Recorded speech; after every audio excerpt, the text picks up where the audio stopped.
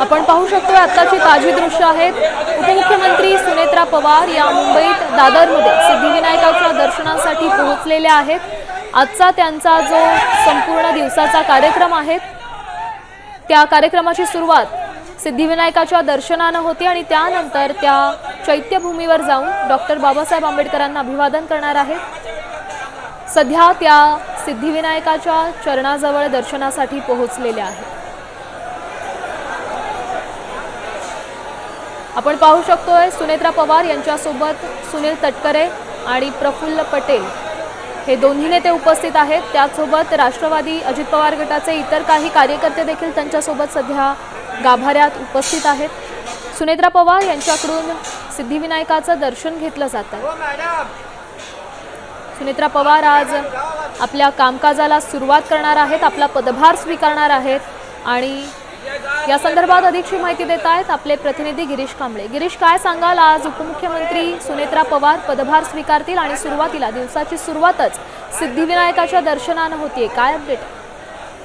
नक्कीच अजित पवार यांच्या अकाली अपघाती निधनानंतर सुनेत्रा पवार यांनी त्यांचा पदभार स्वीकारलेला आहे। शपथविधी पार पडलेला त्यानंतर आज ते पदभार स्वीकारतील उपमुख्यमंत्री पदाचा आणि खात्यांचा। तत्पूर्वी त्यांनी सिद्धिविनायकाच्या चरणी या ठिकाणी नतमस्तक होऊन त्यानंतरच मग पदभार स्वीकारणार आहेत। आजचा त्यांचा अत्यंत महत्त्वाचा दिवस असणार आहे। आता त्या सिद्धिविनायक मंदिरात पोहोचलेल्या आहेत। त्या ठिकाणी त्यांच्यासोबत प्रफुल्ल पटेल, सुनील तटकरे आणि पक्षाचे इतर कार्यकर्ते पदाधिकारी देखील मोठ्या संख्येने उपस्थित आहेत।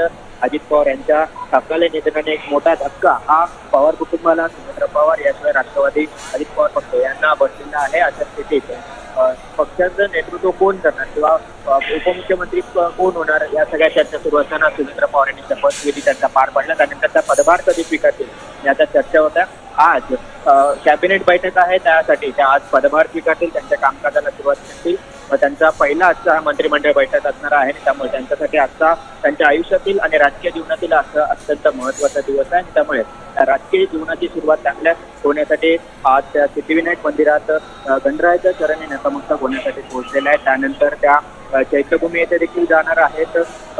चैत्यभूमी बाबासाहेबांना अभिवादन करतील, त्यानंतर मग पक्ष कार्यालयात जाऊन त्या ठिकाणी आमदारांसोबत बैठक करतील आणि मग पक्ष कार्यालयातून थेट त्या कॅबिनेट साठी रवाना होतील।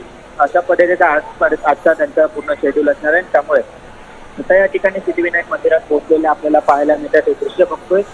त्यांच्यासोबत पक्षाचे इतर नेते, पदाधिकारी, कार्यकर्ते देखील मोठ्या संख्येने उपस्थित आहेत।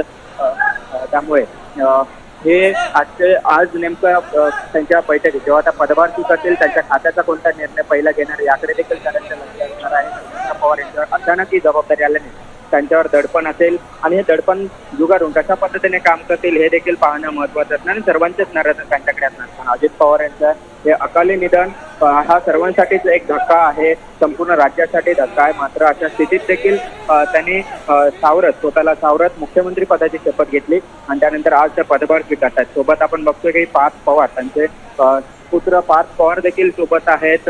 रुपाली चाकणकर, सुनील तटकरे याशिवाय प्रफुल्ल पटेल सर्वच या ठिकाणी नेते, कार्यकर्ते, घरचे मंडळी हे सर्वच सुनेत्रा पवार यांच्यासोबत आपल्याला या सिद्धिविनायकाच्या चरणी नतमस्तक होताना आपल्याला पाहायला मिळत आहेत। त्यामुळे एक आजचा दिवस हा खरं तर महत्त्वाचा असल्यामुळे आजचा त्यांचं पूर्ण आपण शेड्यूल जर पाहिलं तर आज सिद्धिविनायक नंतर मग चैत्यभूमीला जाणार आहे। त्या ठिकाणी त्या अभिवादन करतील, बाबासाहेबांना अभिवादन करतील, त्या मग पक्ष कार्यालयात आमदारांसोबत चर्चा करणार आहेत आणि मग जेव्हा कॅबिनेट झाल्यानंतर विधान भवनात देखील जाणार आहे। त्या ठिकाणी छत्रपती शिवाजी महाराजांच्या पुतळ्याला अभिवादन करणार असल्याची माहिती मिळते आणि मग सायंकाळी त्या दिल्लीसाठी देखील रवाना होणार असल्याची माहिती आहे।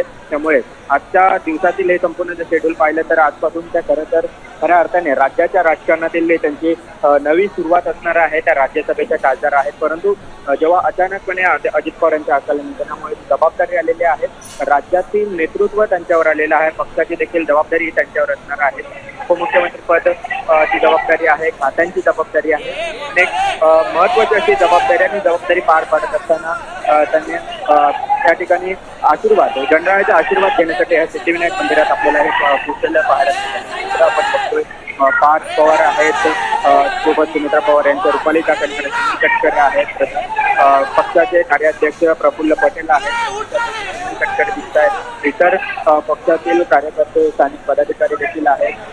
त्यामुळे आज नेमकं त्यांच्या निर्णय पहिला काय घेतात हे देखील पाहणं महत्त्वाचं असणार आहे. त्यांच्या संपूर्ण कामकाजाकडे लक्ष असणार आहे, कशा पद्धतीने त्या कामकाज करतील हे पाहणं महत्त्वाचं असणार आहे.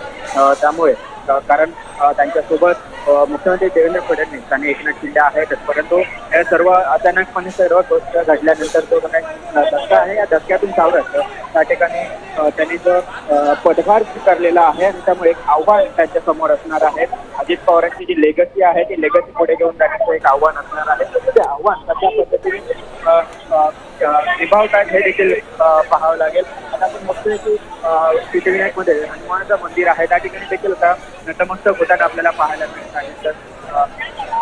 तर हा दिवस खरं तर त्यांच्यासाठी हा महत्वाचा आहे. त्यामुळे नक्कीच गिरीश, आपण पाहतोय खरं तर कुटुंबावर देखील दुःखाचा डोंगर कोसळलेला आहे. अशात त्यांनी आज मोठी जबाबदारी त्या घेणार आहेत. आजचा दिवस त्यांच्यासाठी महत्त्वाचा आहे. धन्यवाद तुम्ही दिलेल्या या सविस्तर अपडेटसाठी.